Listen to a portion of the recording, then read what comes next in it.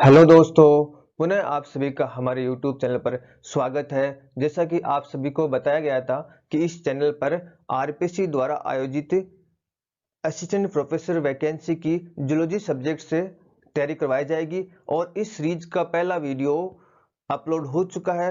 उस वीडियो में हमने जूलॉजी सब्जेक्ट से कैसे कॉलेज लेक्चर बना जा सकता है, कौन कौन सी बुक्स आपको पढ़नी है, गुड एकेडमिक रिकॉर्ड क्या होता है, एग्जाम का पैटर्न, पेपर का स्टैंडर्ड, इन सब के बारे में आपको बताया था। और आज की वीडियो में हम आपको क्या बताने वाले हैं। आज का वीडियो जूलॉजी पेपर फर्स्ट की फर्स्ट यूनिट पर बेस्ड है। हम इस चैनल पर क्या क्या आपको बताएंगे ये हम पिछले वीडियो में बता चुके हैं। इस वीडियो में आपको पिछले साल के क्वेश्चंस मिलेंगे, डीप एक्सप्लेनेशन और सॉल्यूशन प्रत्येक क्वेश्चन पर मिलेगा, analytic questions, model question, concept based question और इंफॉर्मेटिव क्वेश्चन। ये सारे प्रकार के क्वेश्चन को इस वीडियो में इंक्लूड किया गया है। ये वीडियो टैक्सोनॉमी पर बेस्ड है। वर्गीकी या टैक्सोनॉमी से संबंधित जितने भी इंपॉर्टेंट क्वेश्चंस हैं जो पिछली एग्जाम्स में पूछे गए हैं और जो इस एग्जाम में आ सकते हैं। देखो, टैक्सोनॉमी का जो पार्ट है उसमें से पिछली एग्जाम में 2 या 3 क्वेश्चन पूछे गए थे और हर एग्जाम में कम से कम 2-3 क्वेश्चन पूछते हैं।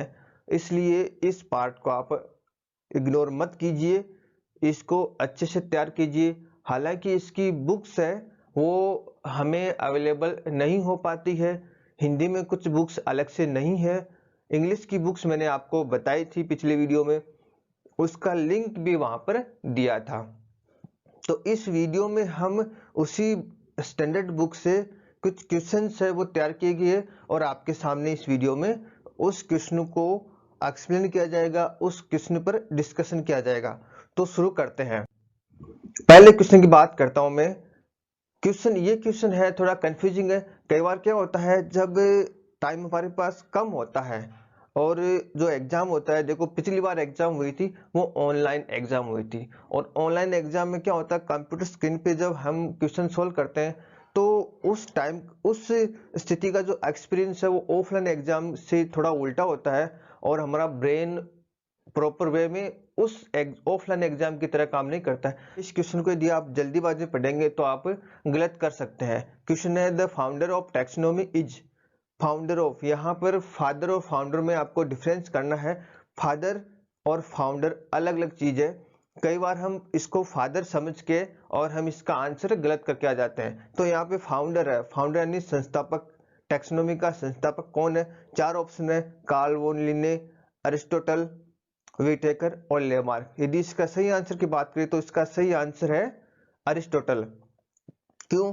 आप लोग इसको कैरोलस लिनियस नहीं करना है, कार्ल लिन्ने का दूसरा नाम कैरोलस लिनियस है, तो यहाँ पे इस चीज का ध्यान रखना है। इसलिए मैंने इस क्वेश्चन को यहाँ पे आपके सामने रखा है। यहाँ पे कुछ रिमार्क है, आप देख सकते हो। फादर ऑफ टैक्सोनॉमी सभी जानते हैं, कैरोलस लिनियस आपको करना है। फादर ऑफ एंशिएंट टैक्सोनॉमी आ जाए, प्राचीन वर्गीकी का पिता कौन है, तो वहां पे आपको अरस्तु लिखना है।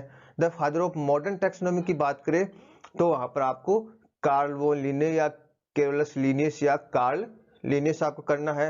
फादर ऑफ इंडियन टैक्सोनॉमी भी पूछ सकते हैं क्योंकि ये नया क्वेश्चन है, ये नीट या पीएमटी के एग्जाम पूछते हैं, तो ये क्वेश्चन भी पूछ सकते हैं। तो यहाँ पे आपको एच संदापाव करना है। तो फर्स्ट क्वेश्चन है। सेकंड क्वेश्चन की हम बात करते हैं। विच स्टेटमेंट इज और राइट, कौन सा कथन सत्य है? तो यहाँ पे 4 आपके सामने ऑप्शन है। पहले ऑप्शन की बात करें, taxonomy is the science of identification, describing, naming and classifying organisms and include all flora and fauna and the micro organisms of the world. Right option है, क्योंकि टैक्सोनॉमी की परिभाषा की बात करें तो टैक्सोनॉमी 4 चीजें आ जाती है। आइडेंटिफिकेशन करते हैं हम, पहचान करते हैं हम, डिस्क्राइबिंग करते हैं, वर्णन करते हैं, नेमिंग करते हैं, नामकरण करते हैं, और क्लासिफाइंग करते हैं, वर्गीकृत करते हैं लास्ट में। तो ये 4 प्रोसेस है टैक्सोनॉमी की है। तो ये यहाँ पर पहला ऑप्शन राइट है।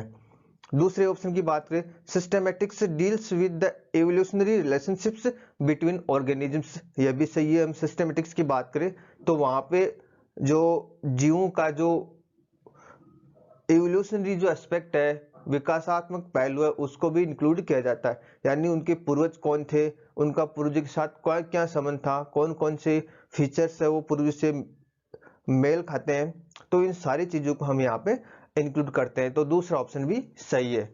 तीसरे ऑप्शन की बात करें, systematics include both taxonomy and phylogeny, ये भी राइट ऑप्शन है दोस्तों। तो यहाँ पे तीनों ऑप्शन सही है। इसका मतलब जो इसका राइट आंसर होगा वो कौन सा होगा, all the above, D option इसका राइट ऑप्शन हो जाएगा।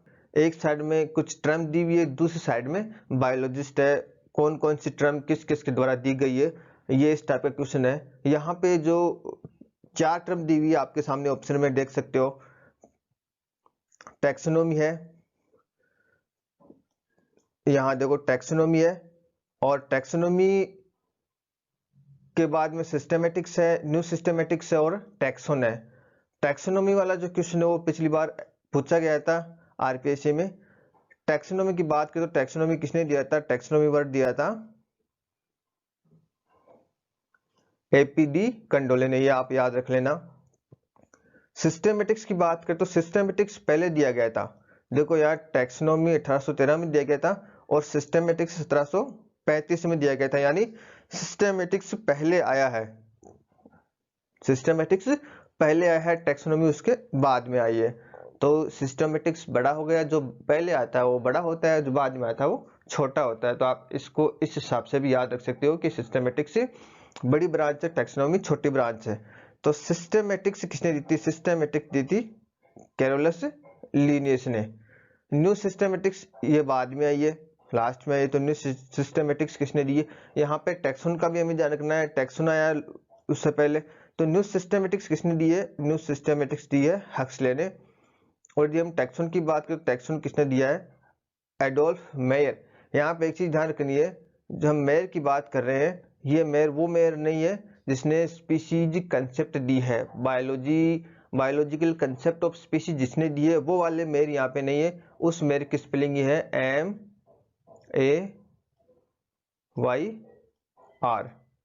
ये MAYR।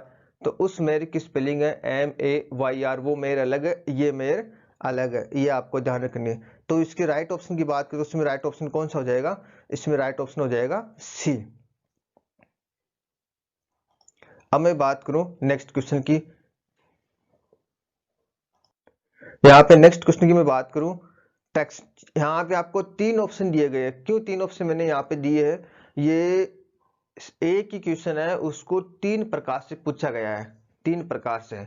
और ये कंफ्यूजिंग वाला क्वेश्चन है, ये डाउट क्वेश्चन है, ये कह सकते हो आप। आपको यदि इन क्वेश्चनों का आंसर नेट पे खोजना है तो आपको अलग अलग आंसर मिलेंगे। यदि आप आरबीएससी या एनसीईआरटी की बुक देखोगे तो वहां पे आपको अलग ऑप्शन मिलेगा, या किसी कोई वेबसाइट पे आप जाके देखोगे, topper.com एक वेबसाइट आती है, उस पर जाके देखोगे तो उसका अलग आंसर मिलेगा। तो आपको अलग अलग आंसर मिलेगा। इसलिए इस क्वेश्चन को मैंने ये तीनों ऑप्शन यहाँ पे सिलेक्ट किए, और इसका डीपली अध्ययन करने के बाद में, बुक्स में इसका देखने के बाद में, फिर मैं आपको इसका आंसर मैंने इसमें यहाँ पे इंक्लूड किया है। यहाँ पे ऑप्शन जो दिख रहे हैं, पहला है taxonomy category that include least similar animals, यानी वो टैक्सोनॉमी कैटेगरी की बात करेंगे हम अगले कुछ क्वेश्चंस में, जिसके अंदर लिएस्ट सिमिलर एनिमल, लिएस्ट का मतलब सबसे कम, सिमिलर एनिमल्स समान प्रकार के एनिमल्स पाए जाते हैं। पहला प्रकार का ये है। दूसरा question, which of the following taxonomic category content organisms least similar to one another. यहाँ पर भी टैक्सोनॉमिक कैटेगरी की बात करें, कौन सी टैक्सोनॉमिक कैटेगरी है जिसके अंदर जो ऑर्गेनिज्म है वो एक दूसरे के सबसे कम समान प्रकार के पाए जाते हैं। तीसरे प्रकार का क्वेश्चन है इसमें वही, which of the following taxonomic rank content organism least similar to other similar taxon. यहाँ पे रैंक का नाम दिया गया, टैक्सोनॉमी रैंक में कोई ज्यादा डिफरेंस नहीं है। यहाँ जब तुलनात्मक हम देखते हैं तो उसका रैंक का यूज करते हैं, जब कैटेगरी को हम तुलना करते हैं कैटेगरी की तो हम उसको रैंक, तब वहां पर रैंक यूज करते हैं। इसका मैं अलग से आपको बताऊंगा। यहाँ पे रैंक दिए गए, ज्यादा अंतर नहीं है। वो कौन सी रैंक है जिसके अंदर समान प्रकार के टैक्सोन वाले सिमिलर कम से कम पाए जाते हैं ऑर्गेनिज्म में, समान लक्षण वाले। तो यहाँ पे देखो, जब हम कैटेगरी, हाई कैटेगरी से लो कैटेगरी पर जाते हैं। हाई कैटेगरी यानी फाइलम। फाइलम से जब हम नीचे जाते हैं, फाइलम से नीचे जब हम जाते हैं स्पीशीज तक जाते हैं, तो फाइलम सबसे ऊपर, स्पीशीज सबसे लोएस्ट कैटेगरी है, फाइलम सबसे हाईएस्ट या किंगडम सबसे हाईएस्ट कैटेगरी है। तो फाइलम के अंदर जो सिमिलरिटीज है, फाइलम के अंदर जीवों के बीच सिमिलरिटीज है वो सबसे कम होती है। जैसे जैसे हम नीचे जाते हैं, स्पीशीज की बात करें, स्पीशीज के अंदर जीवों के बीच में समानता या समान लक्षण ज़्यादा पाए जाते हैं। जो क्लोजली रिलेटेड ग्रुप होते हैं वो स्पीशीज में ज़्यादा पाए जाते हैं। तो जैसे जैसे आप ऊपर से नीचे आओगे, सिमिलरिटीज कम, सिमिलरिटीज ज़्यादा होती जाएगी, सिमिलरिटीज समानताएं ज़्यादा होती जाएगी। तो जो सबसे हाई क्लास है, इसमें जो सबसे हाई कैटेगरी है वो इसका क्या हो जाएगा, आंसर हो जाएगा। तो यहाँ पर कौन सी वाले सबसे हाई, स्पीशीज की बात करें, जिनस की बात करें, फैमिली की बात करें, क्लास की बात करें, तो यहाँ पे हम देखें तो क्लास इन चारों ऑप्शनों में सबसे हाई कैटेगरी है। क्लास सबसे हाई कैटेगरी, तो इसका राइट आंसर क्या हो जाएगा, सी, क्लास। ये क्वेश्चन बहुत ही इंपॉर्टेंट क्वेश्चन है और इस क्वेश्चन को आपको अच्छे से तैयार करना है। अगले क्वेश्चन की बात करें, the starting point the time from which nomenclature codes for zoology are brought into effect is, यानी वो कौन सी डेट है, वो कौन सा स्टार्टिंग पॉइंट है जिस डेट से जो जूलॉजी का नोमेनक्लेचर है वो इफेक्टिव हुआ है, वो स्टार्ट हुआ है, वो वैलिड माना जाता है। तो ये डेट कौन सी चूज की गई थी, ये डेट चूज की गई थी सिस्टेमा नेचुरी की 10th एडिशन। जो कैरोलस लिनियस ने सिस्टेमा नेचुरी का 10th एडिशन निकाला था, उस डेट से जूलॉजिकल नोमेनक्लेचर को वैलिड माना गया है। उससे पहले जितने भी नाम दिए गए थे साइंटिफिक नाम, उनको सबको इनवैलिड घोषित कर दिया गया।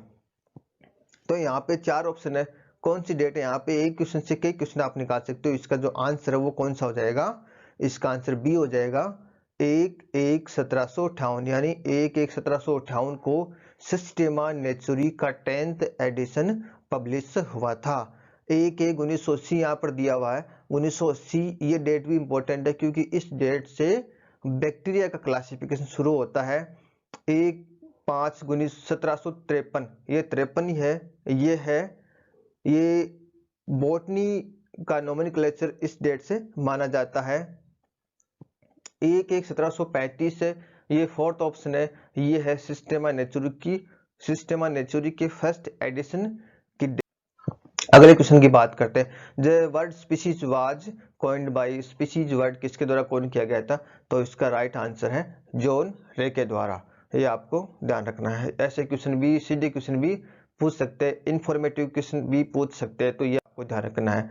ये वाला क्वेश्चन है, ये हायरार्की वाला क्वेश्चन है, ये भी पूछते हैं, ये एग्जाम में पूछ सकते हैं। तो जो क्रम है हायरार्की का वो कई बार क्वेश्चन पूछ लेते हैं, तो इसको आप कैसे ध्यान रखोगे। यहाँ एक छोटी सी कंसेप्ट है, यहाँ जो मैंने एक साइड में लगा रखा है, C of GS, concept of general science, ऐसे याद रख सकते हो। अपना जो ट्रिक आप लगा सकते हो, सिंपल भी याद कर सकते हो। इसको कैसे आप करोगे, देखो आपको ये चीज पता है, फाइलम सबसे हायर कैटेगरी है और स्पीशीज सबसे लोवेस्ट कैटेगरी है। तो यदि फाइलम बीच में आ रहा है तो वो ऑप्शन ऑटोमेटिक गलत है। यहाँ पे देख सकते हो, मैं इसको करके बता देता हूँ। ये जो थर्ड ऑप्शन देख रहे हो आप, थर्ड ऑप्शन में क्या है, फाइलम बीच में आ रहा है, यानी ये थर्ड ऑप्शन ऑटोमेटिक गलत हो गया, आपको ज्यादा दिमाग नहीं लगाना है।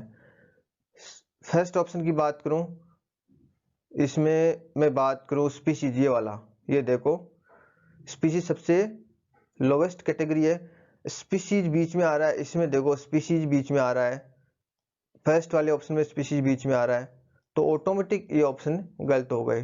तो ये ट्रिक है क्वेश्चन को सोल्व करने की, ट्रिक है ताकि आपको ज्यादा दिमाग नहीं लगाना पड़े। यहाँ पे आपने क्या दिमाग लगाया, कुछ नहीं लगाया आपने, आपको इतना ध्यान है फाइलम सबसे हाईएस्ट कैटेगरी है, स्पीशीज सबसे लोएस्ट कैटेगरी है, तो आपने एक ट्रिक निकाली, फाइलम बीच में आ गया वो ऑप्शन सही हो नहीं सकता, स्पीशीज बीच में आ गया वो ऑप्शन सही हो नहीं सकता, तो लास्ट का ऑप्शन कौन सा बच्चा, फोर्थ सही हो गया। और आप कंसेप्ट से वैसे निकालो, तो यहाँ देखो साइड में एक लगा रखा है सी ऑफ द जीएस, सी का मतलब है क्लास, ओ का मतलब ऑर्डर है, एफ का मतलब फैमिली है, जी का मतलब जीनस है, और एस का मतलब स्पीशीज है।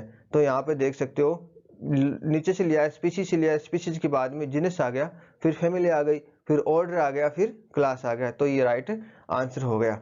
यहाँ मैंने इसका पूरा ये आपको दिया, यहाँ से आप पूरा जान सकते हो कहाँ से लेके कहाँ तक होता है। किंगडम से लेकर चलोगे आप, तो किंगडम से लेकर चलोगे यहाँ सब स्पीशीज तक, पूरे जितने भी यहाँ इसके कैटेगरीज है वो सारी कैटेगरीज मैंने यहाँ पे इंक्लूड की है। यहाँ पे एक इस ट्राइब पे क्वेश्चन पूछा जाता है, ट्राइब पे, तो ट्राइब को आप याद रख सकते हो। ट्राइब फैमिली के बाद में आता है और जीनस से पहले आता है, तो एफ जी के बीच में आता है, एफ जी के बीच में क्या आता है, टी आता है, ट्राइब आता है। तो इसको भी आप ध्यान रख सकते हो। नेक्स्ट क्वेश्चन की बात करें, the category between genus and सब स्पीशीज इज नॉन एज, यहाँ देखो क्वेश्चन आ गया, तो इसका राइट आंसर क्या हो जाएगा, इसका राइट आंसर हो जाएगा ट्राइब। ठीक है, तो इसका राइट आंसर क्या हो जाएगा, सी ट्राइब। वही सेम मैंने दोबारा इसको यहाँ पे लिखा है ताकि आप इसको अच्छे से याद कर लो।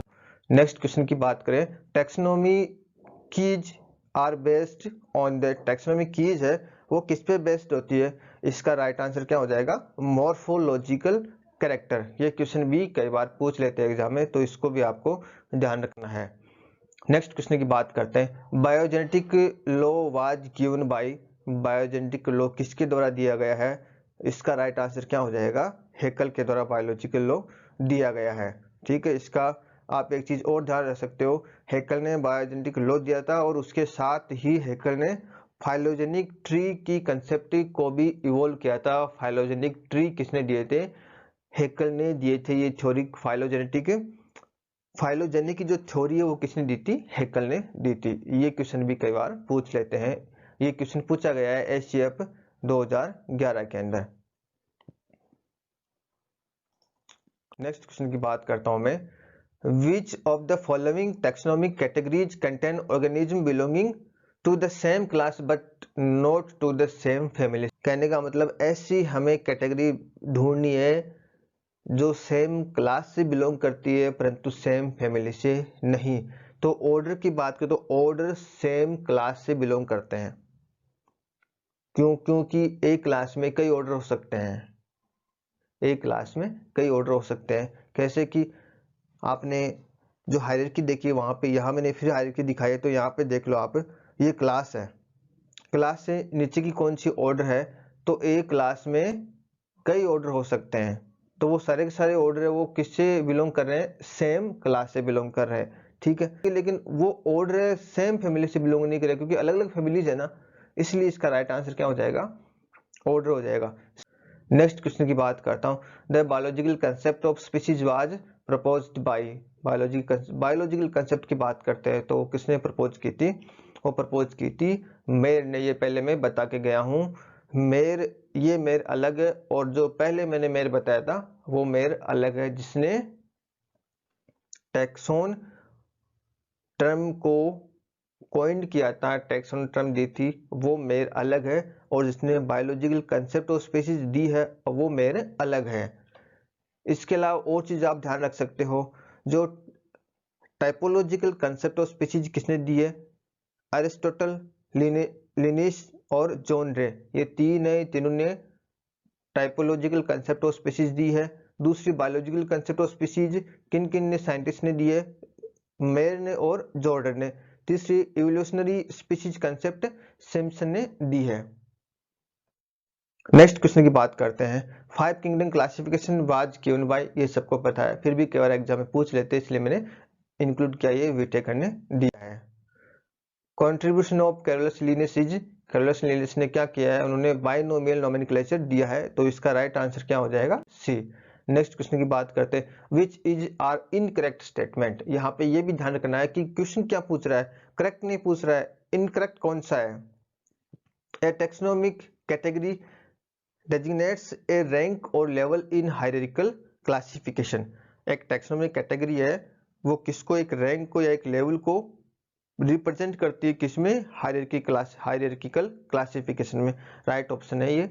Taxonomy is same designating an organism और ग्रुप ऑफ ऑर्गेनिजम्स। टैक्सोन क्या है, जो समान प्रकार के क्लोजली ऑर्गेनिज्म है उनका एक नाम है, उनको डेजिग्नेट करता है। ये भी राइट ऑप्शन है। सी ऑप्शन की बात करूं, rank shows comparative position of A taxon in Linnaeus hierarchy, ये भी सही है।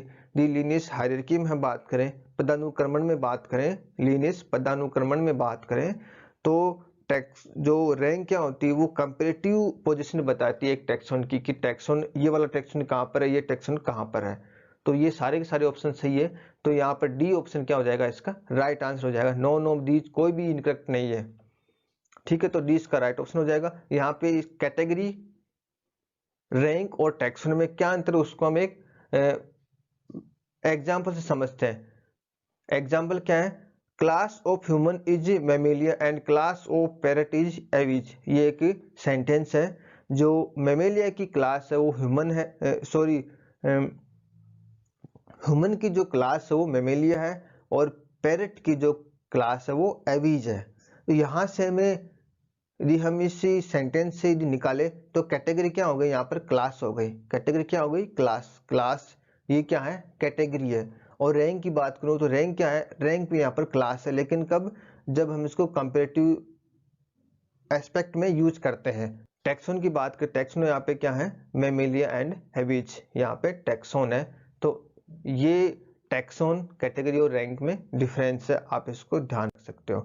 नेक्स्ट क्वेश्चन की बात करते हैं। The concept of phylogenetic trees was proposed by, ये मैं पहले बता के गया हूँ किसके द्वारा प्रपोज्ड की गई है। यहाँ पे इसका राइट आंसर हो जाएगा हेकल। वो इससे मैं बता के गया हूँ। बायोजेनेटिक लॉ किसने दिया था, हेकल ने दिया था। ट्रीज किसने बताए थे, propose by phylogenetic trees concept किसने दी थी, सर्वप्रथम हेकल ने। या फाइलोजेनेटिक ट्री किसने दिए थे, क्लेडिस्टिक्स के बारे में किसने बताया, तो यहाँ पे हेकल आ जाएगा सर्वप्रथम। अगले क्वेश्चन की बात करते हैं। Which of these is correct definition for cladistics. ये आरपीएससी जूलॉजी 2014 में यानी पिछली एग्जाम में पूछा गया क्वेश्चन है। A method of classification based on morphological and biochemical feature. जब क्लेडिस्टिक्स की बात करते हैं, फाइलोजेनेटिक ट्री की बात करते हैं, तो फाइलोजेनी की हम चर्चा करते हैं, यानी इवोल्यूशनरी एस्पेक्ट की चर्चा करते हैं, इवोल्यूशनरी एस्पेक्ट की चर्चा करते हैं। तो यहाँ पे मॉर्फोलॉजिकल बायोकेमिकल फीचर्स की बात कर रहे हैं, तो ये इसका राइट ऑप्शन नहीं होगा। दूसरे ऑप्शन की बात करते हैं। A system of classification based on phylogenetic relationships and evolutionary history of organism rather than purely on shared feature. तो इसका क्या हो जाएगा राइट आंसर, बी है। क्यों, ये क्यों है, क्योंकि इसमें बताया गया है कि फाइलोजेनेटिक रिलेशनशिप और इवोल्यूशनरी एस्पेक्ट को हम देख रहे हैं, तो इसलिए इसका हम आगे ऑप्शन जाने की जरूरत नहीं है, सेकेंड ऑप्शन इसका राइट हो जाएगा। अगले क्वेश्चन की बात करते हैं। Match list first with list second and find the correct option. यहाँ पे दो लिस्ट दी गई है आपके सामने। ये क्वेश्चन बहुत इंपॉर्टेंट क्वेश्चन है, यहाँ से क्वेश्चन पूछने की पूरी संभावना है। हम यहाँ पे एक साइड में कुछ नोमेनक्लेचर टाइप दिए गए और दूसरी साइड में उनकी डेफिनेशन दी गई, उनका फीचर दिया गया है। तो यहाँ पे फर्स्ट है नियो टाइप। नियो का अर्थ क्या होता है, नियो यानी न्यू। तो न्यू से आप समझो न्यू वाला टाइप है, कोई नया टाइप है। यदि कोई पुराना वाला मिस हो गया तो फिर नया वहां पे उसको वैलिड किया गया है। यहाँ पे देख लो, इस वाले ऑप्शन में देखो, फोर्थ वाले ऑप्शन में nomenclature type when the original material is missing हो गया तो फिर नया कुछ बनाया गया है, तो वो क्या हो गया, न्यू टाइप हो गया। वो क्या हो गया, न्यू टाइप हो गया। तो इसको मैं ऐसे करके ये फर्स्ट से ये कौन सा हो जाएगा, फोर्थ हो जाएगा। आइसो का मतलब होता है सेम प्रकार का या कोई डुप्लीकेट। तो डुप्लीकेट शब्द जहाँ पे आ रहा है इसमें देखो, डुप्लीकेट ऑफ होलोटाइप। ये होलोटाइप का क्या है, डुप्लीकेट है। जैसे कोई डुप्लीकेट अभी जुट पड़े बाय चांस, सेम प्रकार का सेम किसी साइंटिस्ट ने कोई होलोटाइप बनाया और दूसरे साइंटिस्ट ने उसी स्पीशीज को होलोटाइप बना दिया, तो वो क्या हो गया, आइसोटाइप हो गया, डुप्लीकेट हो गया। वो होलोटाइप का मतलब जो सर्वप्रथम जिस साइंटिस्ट ने स्पीशीज खोजी थी, उसने जिस स्पीशीज को होलोटाइप बनाया, जिस स्पीशीज को नोमेनक्लेचर टाइप बनाया, वो कौन सा हो गया, होलोटाइप हो गया। तो यहाँ पे nomenclature type used by the author, nomenclature type यानी इसी से जो नई स्पीशीज खोजी जाती है उसको इसी के आधार पर हम नोमेनक्लेचर करते हैं। तो ये नोमेनक्लेचर टाइप हो गया। लैक्टोटाइप लास्ट का जो बच गया इसमें, तो लैक्टोटाइप कौन सा हो गया, सेकंड वाला हो गया। Specimen selected from original material for nomenclature type when there is no holotype. तो इसका यदि ऑप्शन देके ऑप्शन से चूज करें तो यहाँ पे राइट ऑप्शन कौन सा हो जाएगा, सी हो जाएगा। ये क्वेश्चन बहुत इंपॉर्टेंट है, इस क्वेश्चन को आप सभी को अच्छे से याद करना है। नेक्स्ट क्वेश्चन की बात करते हैं हम। Which is are true about the principle of purity? प्राथमिकता के सिद्धांत के बारे में कौन सा कथन सत्य है। यहाँ पे 4 कथन आपके सामने हैं, ये क्वेश्चन भी पूछ लेते हैं। The principle is applied only to the names published after 1 जनवरी 1758 से पहले 1 जनवरी 1758 के बाद के जितने भी नाम पब्लिश हुए उनको वैलिड माना जाता है, उनके ऊपर ही ये प्रिंसिपल ऑफ प्योरिटी अप्लाई होता है। तो ये राइट ऑप्शन है। If two names are given to the same taxon the older published name is considered as the valid name, ये भी राइट ऑप्शन है। थर्ड ऑप्शन की बात करें, every name must have its authorship, प्रत्येक नाम authorship रखता है, यानी प्रत्येक नाम किसने दिया है उस ऑथर का नाम भी लिखा जाता है। तो ये भी राइट ऑप्शन है। तो इसके हिसाब से चारों ऑप्शन सही है। यहाँ पे डी ऑप्शन यहाँ का इसमें राइट ऑप्शन हो जाएगा। अगले क्वेश्चन की बात करते हैं। Species are considered as, species को हम किस फॉर्म में कंसिडर करते हैं। 4 ऑप्शन है।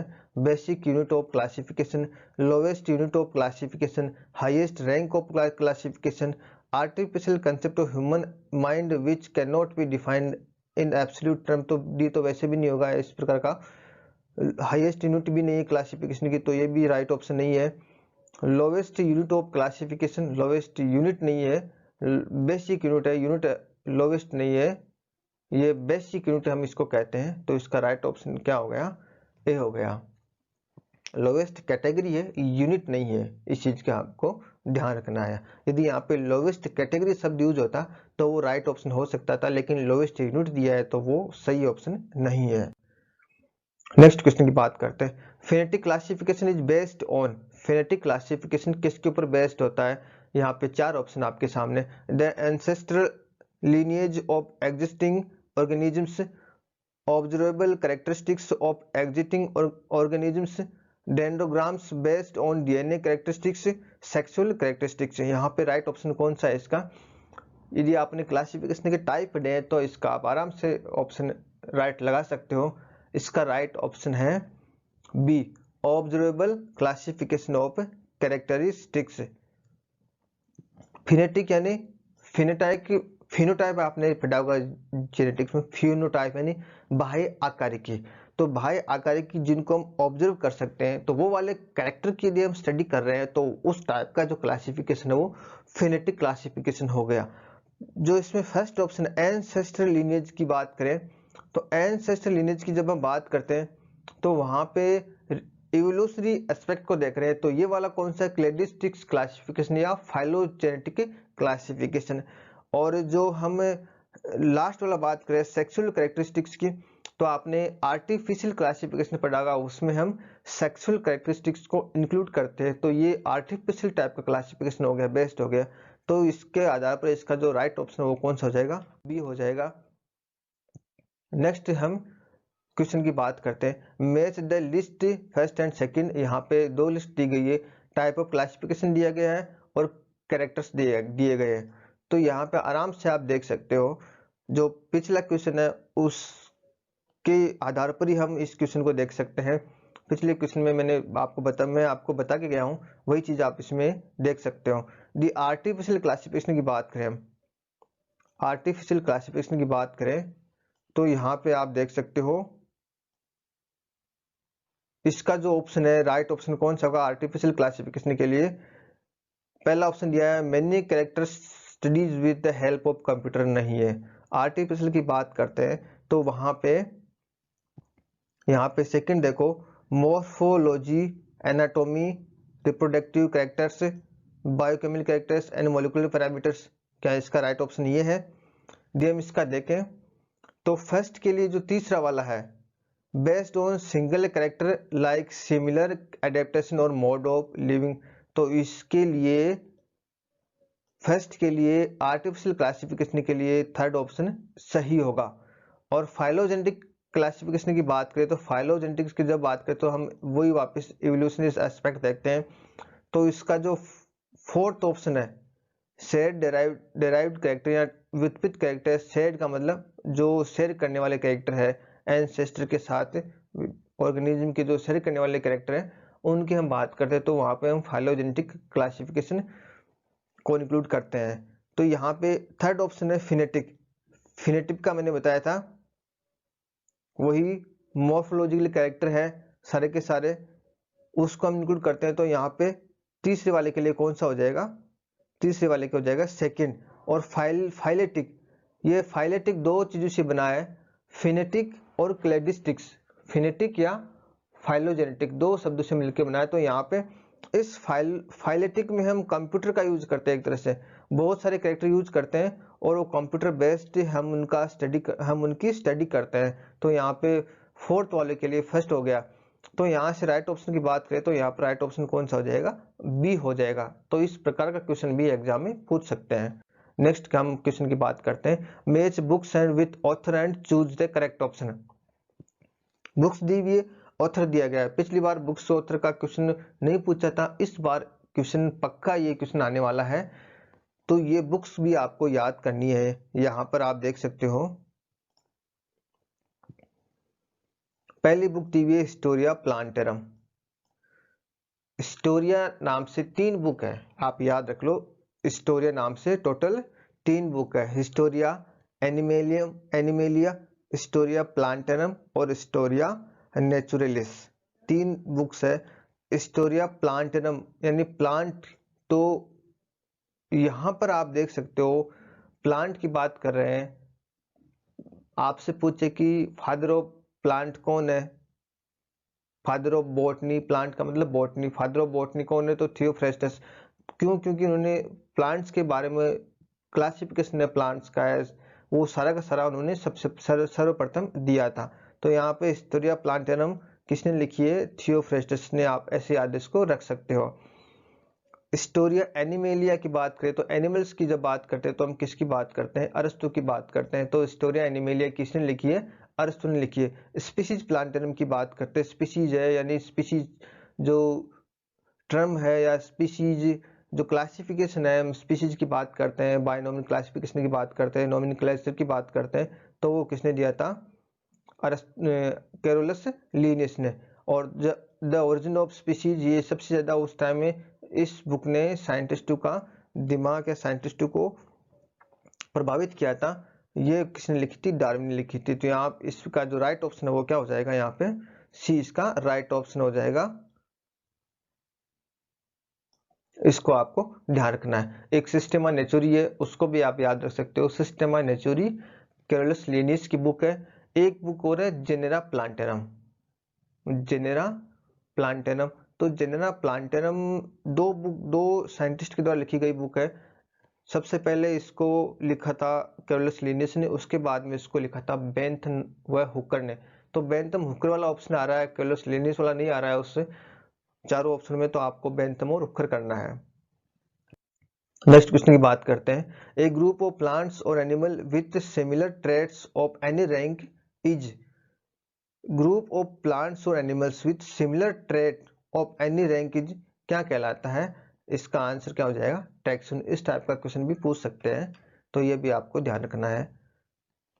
टैक्सन की बात करें तो टैक्सन जो सर्वप्रथम शब्द किसने दिया था, टैक्सन सर्वप्रथम शब्द दिया था एल्डोप। यहाँ पर ये ई आर है मेयर, यहाँ देखना ये वाला वो वाला मेयर नहीं है, ये एडोप MEYER वाला है। इसने सब सर्वप्रथम टैक्सोन वर्ड दिया था। और प्लांट के लिए बात करें तो लेम ने सर्वप्रथम प्लांट के लिए टैक्सोन शब्द का यूज किया था।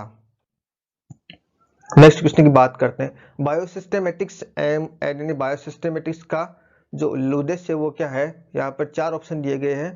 The classification of organism based on broad morphological character, delimiting various types of organisms and stabilizing their relationships। Biosystematics की बात करते हैं तो वहाँ पे हम क्या देखते हैं, सिस्टेमेटिक्स की बात करते हैं तो वहाँ पे इवोल्यूशनरी एस्पेक्ट देखते हैं, एंसेस्टर की हम चर्चा करते हैं।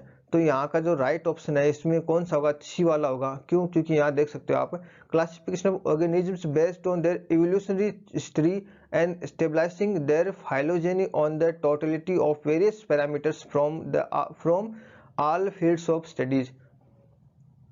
आराम से इसका आप देख सकते हो, तो थर्ड ऑप्शन इसका राइट ऑप्शन है। नेक्स्ट क्वेश्चन की बात करते हैं। A system of classification in which a large number of traits are considered,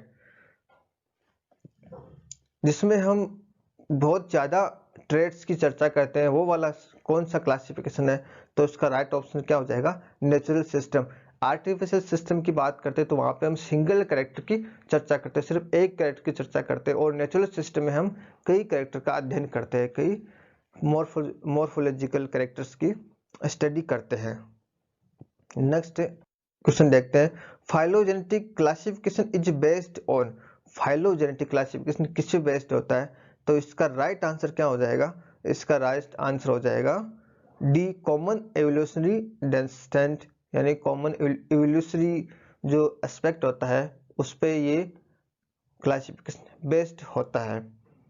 next question की बात करें, फाइलम टर्म किसके द्वारा दी गई थी? इसका राइट आंसर क्या हो जाएगा, कुवियर के द्वारा फाइलम टर्म दी गई थी। यह भी कई बार क्वेश्चन पूछ लेते हैं।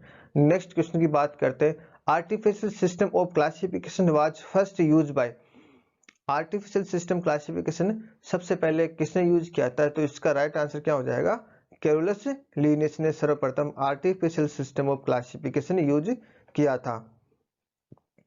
यहाँ एक चीज और देख सकते हो, नेचुरल क्लासिफिकेशन किसने यूज किया था? बेंथम, हुकर, मेयर, सिम्पसन और अन्य ने नेचुरल क्लासिफिकेशन यूज किया था।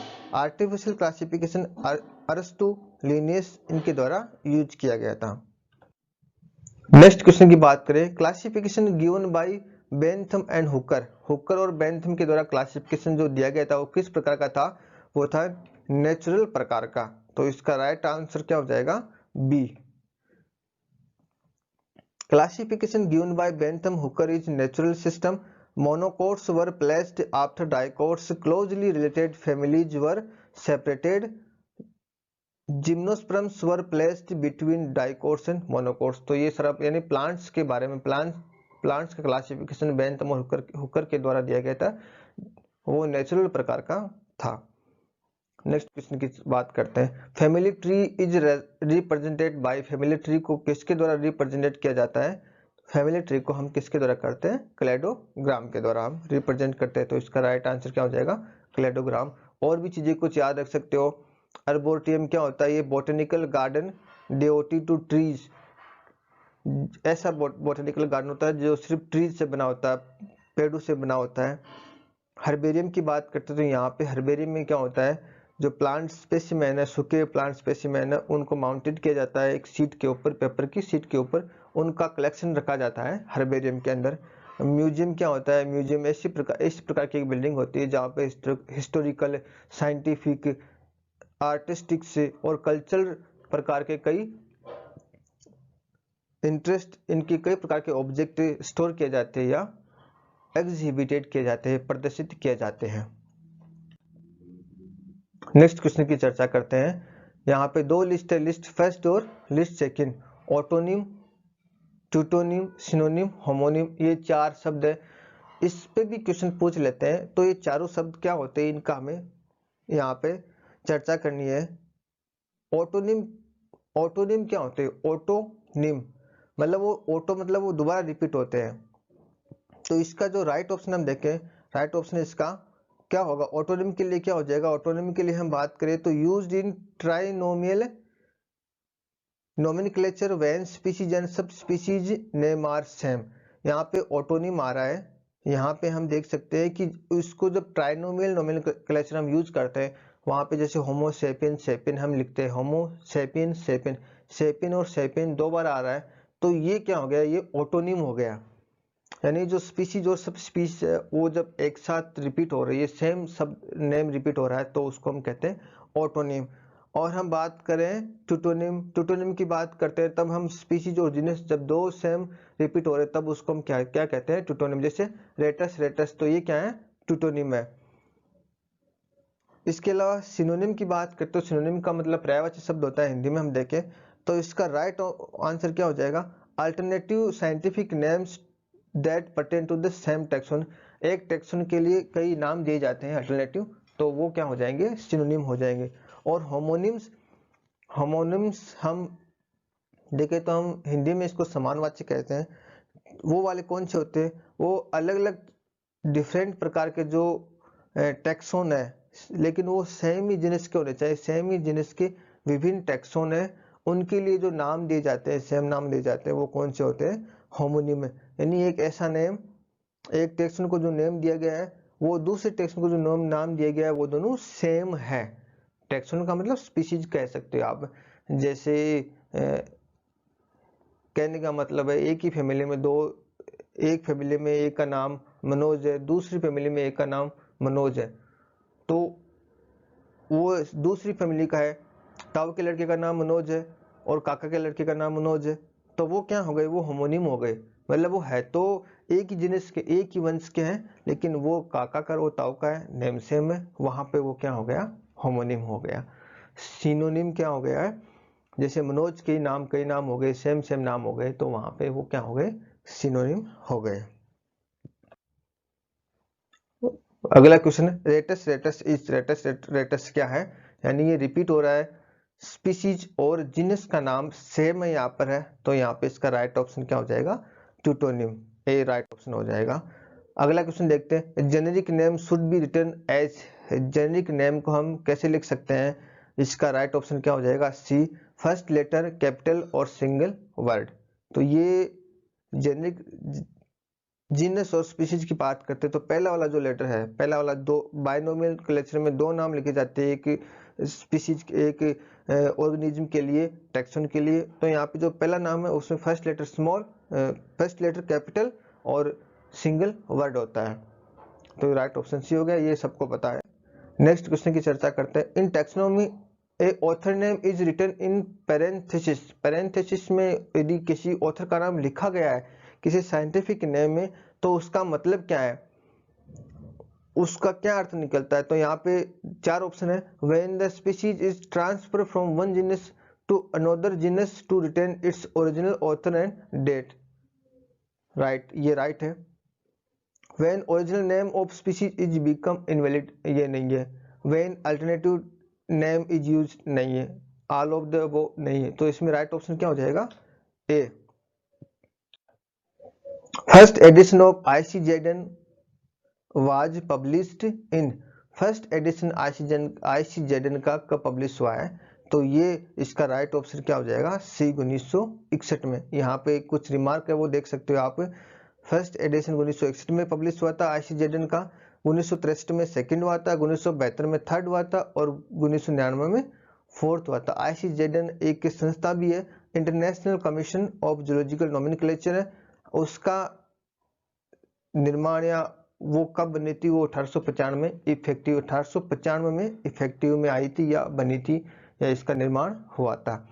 यहाँ पे एक चीज आपको ध्यान रखनी है, आईसीजेडन के कई बार पूछते हैं कि आईसीजेडन कब प्रपोज किए गए थे, कब ये इफेक्टिव आए थे, तो ऐसे क्वेश्चन थोड़ी सी विवादास्पद क्वेश्चन है, इसमें आपको ये चीज ध्यान रखनी है कि आईसीजेडन का फर्स्ट एडिशन कब पब्लिश हुआ था, वो 1961 में हुआ था, ये चीज आपको एक ध्यान रखनी है। दूसरी चीज क्या ध्यान रखनी है, इसकी कई मीटिंग हुई थी, 5वीं मीटिंग है, कांग्रेस ऑफ जूलॉजी की कई मीटिंग हुई थी, इंटरनेशनल कांग्रेस ऑफ जूलॉजी इसकी 15वीं मीटिंग हुई थी, 15वीं मीटिंग में जो आईसीजेडन कोड है इनको दोबारा लिखा गया था 1958 में, तो वो डेट आप ध्यान रख सकते हो।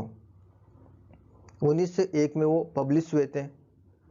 फर्स्ट इसका जो एडिशन है आईसीजेडन का, जो रूल का एडिशन है, बुक की नहीं बात करिए, 1961 में बुक पब्लिश हुई थी और 1901 में फर्स्ट एडिशन, रूल का जो फर्स्ट एडिशन है वो प्रपोज किया गया था, तो ऐसी कई चीजें हैं वो आपको ध्यान रखनी है। नेक्स्ट क्वेश्चन की बात करते हैं। Phylogenetic system differs from a natural system in its stress on. Phylogenetic और नेचुरल सिस्टम में दोनों में अंतर क्या है? तो अंतर यदि हम देखें तो इसका राइट आंसर क्या हो जाएगा? Origin and evolutionary traits. इसके आधार पर फाइलोजेनेटिक ट्री किससे सिस्टम और किससे डिफरेंट है? नेचुरल सिस्टम से। तो इसका राइट आंसर क्या हो जाएगा? D. Organising taxonomic information in logical classification is called, क्या इसका राइट आंसर हो जाएगा? सिस्टेमेटिक्स, फिनेटिक, फाइलोजेनेटिक या डेंड्रोग्राम। इसके राइट आंसर की बात करें तो सिस्टेमेटिक्स इसका राइट आंसर है। यानी सिस्टेमेटिक्स में क्या होता है, जितने भी जो टैक्सोनॉमिक इंफॉर्मेशन है किसी क्लासिफिकेशन की, उसको हम ऑर्गेनाइज करते हैं किसके अंदर? सिस्टेमेटिक्स के अंदर। Which one of the following is not covered under taxonomy के अंदर हम किसको कवर नहीं करते? अल्फा, बीटा, गामा या डेल्टा। तो इसका राइट आंसर क्या हो जाएगा? डेल्टा। अल्फा, बीटा, गामा ये तीनों क्लासिफिकेशन की टर्म है, क्लासिफिकेशन के टाइप कह सकते हो आप, या स्तर कह सकते हो क्लासिफिकेशन के। यदि हम देखें अल्फा, बीटा, गामा ये क्या होती है? अल्फा टैक्सोनॉमी में हम उस ऑर्गेनिज्म के साथ डील करते हैं, बीटा टैक्सोनॉमी में हम उसकी बायोलॉजिकल क्लास है वहां तक उसकी पहचान करते हैं, आइडेंटिफिकेशन करते हैं, और गामा टैक्सोनॉमी में हम पूरी इवोल्यूशनरी पैटर्न का स्टडी करते हैं, यानी वो और डीपली उसका स्टडी करते हैं। ऑर्गेनिज्म से लेके फिर क्लास से लेके फिर हम पूरा इवोल्यूशनरी पैटर्न देखते हैं, तब वो गामा टैक्सोनॉमी के अंदर आता है। अंतिम क्वेश्चन और नेक्स्ट क्वेश्चन की हम चर्चा करते हैं। The famous book Elementary Theory of Botany was written by, ये मैंने इंक्लूड की है। तो ये किसके द्वारा लिखी गई है बुक? ये लिखी गई है डी कंडोले के द्वारा। Elementary Theory of Botany de Candolle ने लिखी थी। ये 40 क्वेश्चन है, ये 14 क्वेश्चन मैंने इंक्लूड किए है जो सभी प्रकार के फील्ड से मैंने इंक्लूड किया है। टैक्सोनॉमी का जो पार्ट है पूरा का पूरा इसमें कवर हो रहा है। इसके अलावा आपको अधिक पढ़ने की आवश्यकता नहीं है। इन क्वेश्चनों को तैयार कर लोगे आप, तो मैं श्योर कह सकता हूं कि इनमें से कोई ना क्वेश्चन आप इस एग्जाम में जरूर आएगा और आप आराम से इसको कर पाओगे।